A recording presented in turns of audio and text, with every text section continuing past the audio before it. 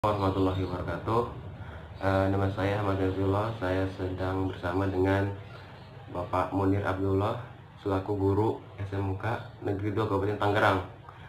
Ya, sekarang saya akan memulai wawancara dengan Pak Guru Munir. Ya, Assalamualaikum Pak. Waalaikumsalam.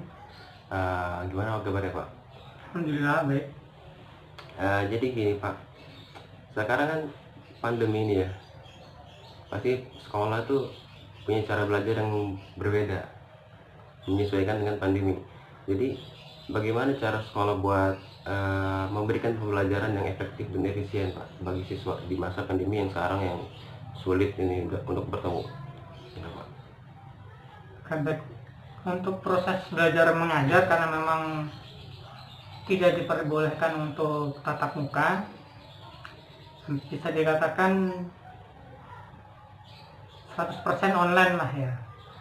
Cuman memang kalau semua kembali dikatakan efektif dan efisienkah ya agak sulit juga ya, karena tolak ukur untuk keberhasilan pendidikan itu kan cukup banyak, apalagi yang jurusan mesin ya, terutama yang sekolah kejuruan ya, karena kan sekolah kejuruan itu produk akhirnya kan pengennya berupa skill, bukan hanya sekadar knowledge. Iya. Beda dengan sekolah umum. Iya. Nah kalau sekolah umum mungkin bisa dia 100% mengandalkan pembelajaran jarak jauh, dikarenakan memang dia hanya berupa knowledge doang, dan itu kan banyak sistem atau metode yang bisa disampaikan dari guru ke murid. Nah, cuman untuk yang kejuruan ini memang agak sulit, dikarenakan apalagi terutama untuk jurusan mesin ya. Untuk jurusan mesin ya kalau dikatakan efisien efektif ya agak sulit, dikarenakan memang akhirnya outputnya tidak tercapai gitu. Outputnya tidak tercapai. Bentar Pak. Ya. Habis Memorinya. Enggak ada masalah.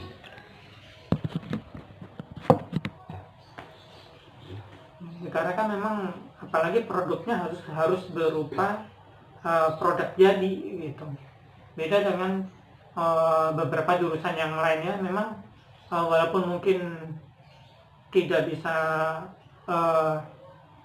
100% skill terpenuhi ya, memang itu kendala. Cuman kan mau tidak mau penyesuaian terhadap pandemi ini ya memang yang paling banyak jadi korban ya terutama memang anak-anak SMK, terutama di jurusan mesin ya. Jadi nggak bisa praktek gitu ya? Ya itu masalahnya. Karena kan kalau sama yang lain, mungkin jurusan-jurusan yang lain kan mungkin agak bisa ya, banyak ya pembelajaran tutorial ya di YouTube, bagaimana membongkar laptop misalkan, bagaimana mengoprek software segala macam, penggantian hardware segala macam bisa. Kemudian untuk yang jurusan otomotif banyak bagaimana tutorial untuk penggantian spare part segala macam, mereka bisa di rumah ya. Ini bisa dilakukan di rumah. Cuman kalau mesin kan nggak bisa. Iya, beda. Iya, dikarenakan mesin yang pertama mahalnya itu tadi, mesin kan harganya juga mahal, makanya tidak mungkin di rumah ada gitu, jarang banget gitu.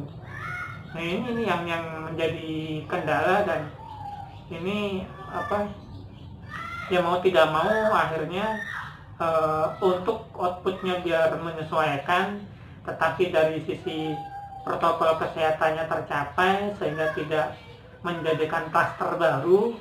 Nah, akhirnya tetap memang diperketat, dalam artian yang biasanya praktek bisa 20 atau 25 orang ya mau tidak mau harus disesuaikan, dalam artian jumlah yang ada di ruangannya kita batasin ya, untuk apa? Untuk memenuhi itu tadi, tetapi tidak mengorbankan hasil yang ingin kita capai berupa skill tadi, dan akhirnya bisa menghasilkan produk gitu.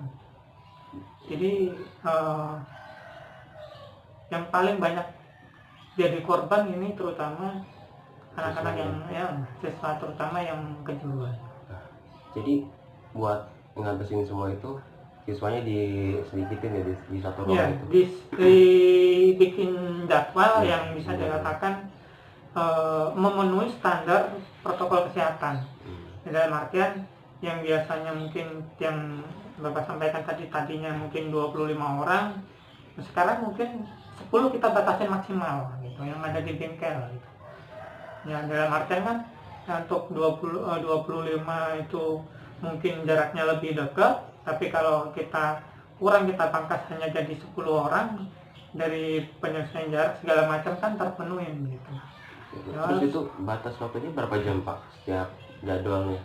Batas waktunya kita sesuaikan, kita rolling satu mesin dengan mesin yang lain, atau kita sesuaikan dengan 2-3 jam.